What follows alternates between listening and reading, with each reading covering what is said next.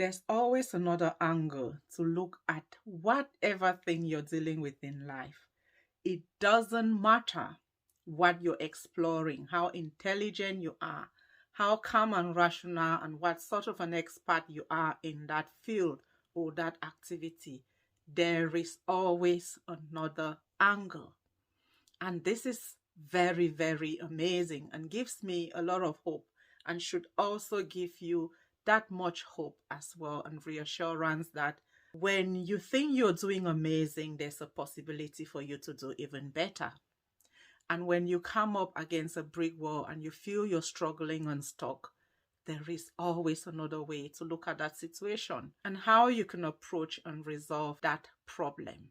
And today I want to use that mindset and line of thinking to discuss the cognitive behavioral therapy with you from my understanding as a practicing social worker for many, many years, but most importantly, from my own self-development journey and my own lived experiences. My name is Aso and I make mindset healing and empowerment videos. I use topics from my area of expertise, my self-development journey, and my personal life to start conversations so that we can talk and grow together. And today I want to talk about my version and my understanding of the cognitive behavioral therapy. Cognitive behavioral therapy looks at your cognition, your intellectual ability to perceive, analyze, and interpret your life, your feelings, your actions in your environment. Whatever you see and hear, you make sense of it based on what is in your intellectual bank, your thoughts, your ability to reference that from a map that is yours. And there's no way you can draw any further reference to those things than the bank and the expertise and the intelligence that you have to wrap that information around. So your thoughts and your thinking around those things is your cognitive reference map that you use to interpret your experiences, your relationships, your environment, and everything that you encounter. Now, those are influenced by your behavior. So the way you behave triggers that thinking. And furthermore, your emotions trigger your thoughts, and those thoughts influence your behavior around whatever it is that emotion surrounds. So this is known psychologically as the CBT Triangle. So the CBT Triangle explains that our lives have three major contact points. And I want you to picture a triangle, and at the top of that triangle is your thoughts. So every time you think about something, for instance, I want to create an online course. When you have that thought, it's going to stimulate you in a way that is influenced by your beliefs and your mindset, and your behavior and your emotions. Now let's look at the thoughts to begin with.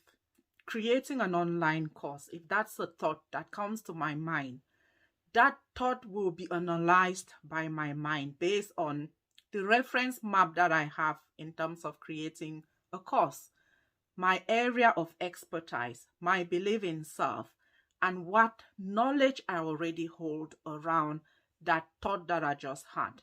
And it can either be dismissed and I would go into avoidance behavior, or it can be acknowledged and encouraged, and I will pursue and become proactively involved in that course creation.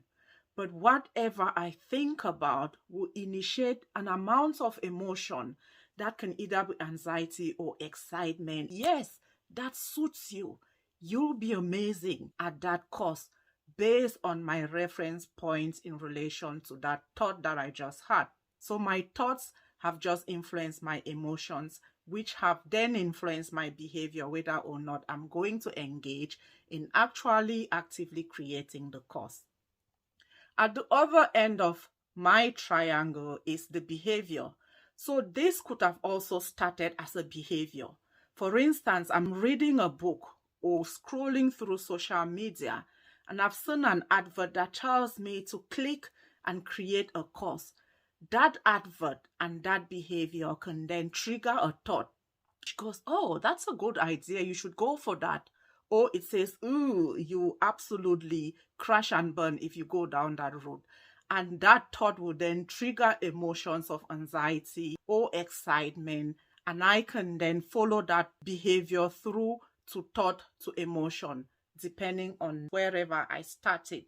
So the final side of the triangle is your emotions, and how you feel can also go around the triangle in terms of if you're feeling low and anxious or scared about something, that can then trigger anxious thoughts around that thing. And that can lead to your behavior around that thing, which can be engaging or avoidance behavior. So how can we use this CBT triangle to influence positive change in our lives? So let me summarize what this triangle means. It means that our lives are influenced by 3 focal points, which can be captured by your thoughts, your beliefs, your perspective through which you see life, your mindset, your sense of self, and all those things that represent your core identity and reference points. How you feel about yourself and how you feel about the environment and others. Those things will be your reference map in terms of decision making. This is really good news. So remember, we started this by saying that there is always another angle to whatever you're feeling, whatever you're experiencing, whatever you're thinking. There are other alternative perspectives, alternative processes, alternative ways of connecting, but you have to think outside the box.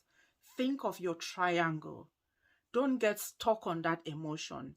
Understand and recognize how it's influencing your thoughts. Understand how the behavior is influencing the emotion and the emotion is influencing the thought. And this is then good news, because when you're stuck with emotions, the way to change that emotion is not to deal with that emotion, but to go through the other angle of your triangle. So if you're low and anxious, don't get stuck in that anxiety. Change your thought around that thing that is making you anxious.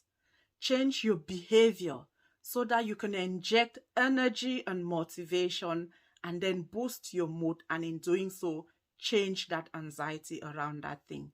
Change your knowledge by learning and injecting new thinking and new information and new strategies so that that anxiety can be resolved, because it was, after all, just giving you a warning that you're not capable or prepared for that thing. So the way cognitive behavioral therapy works with this triangle illustration is telling you that when you're struggling with behavior, change your thinking around you, around that thing, or around the behavior and environment that surrounds that thing.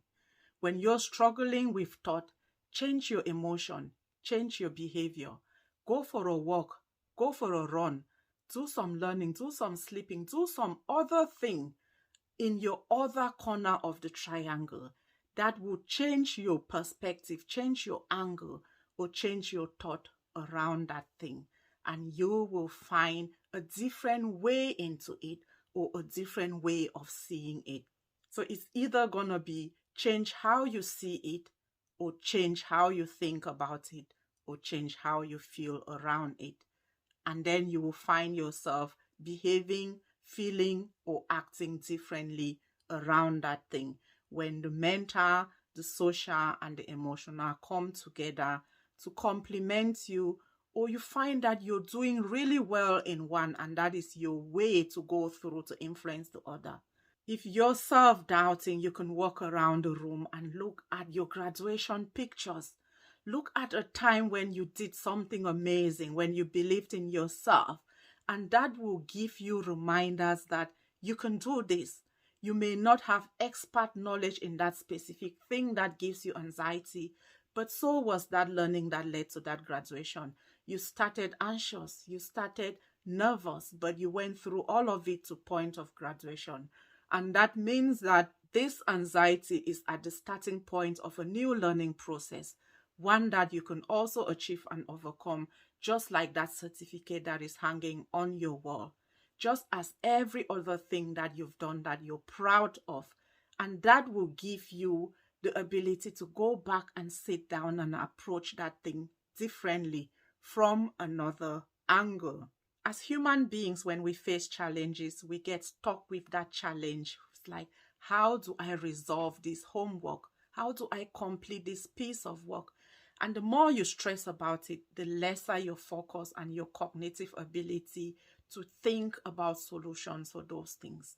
And sometimes you have to put it down and go for a walk and have a meal and do some other pleasing thing or restful thing that will clear your mind and give you perspective to go back and sit there rested and ready, or to look at it from a completely different angle.